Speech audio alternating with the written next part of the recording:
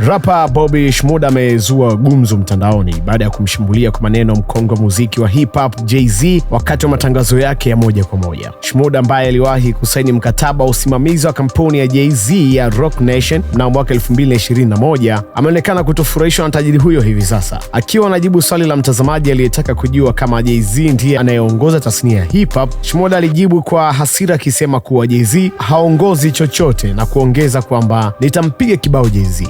Mimi sipigani, mimi nampiga mtu risasi. Baada ya video hiyo kusambaa, Bobby Shmurda aliendeleza mashambulizi yake kupitia ukurasa wake wa Instagram kwa kuandika ujumbe mrefu uliolenga watu wenye utajiri wa mabilioni. Katika ujumbe huo alidai kuwa kuiba, kudanganya na kusema uongo wa kumfanyi mtu kuwa boss au mfanyabiashara mwerevu hata kama amepata dola bilioni 1.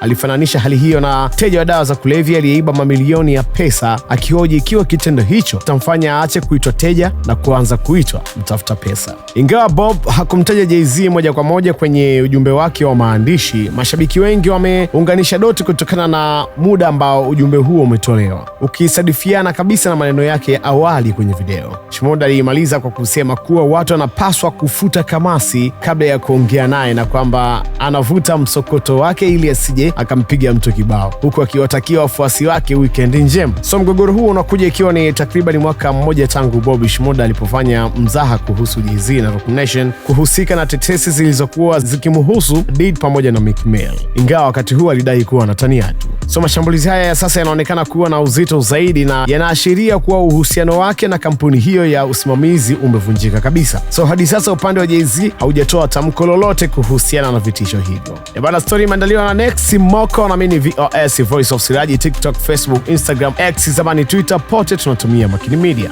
I'm out.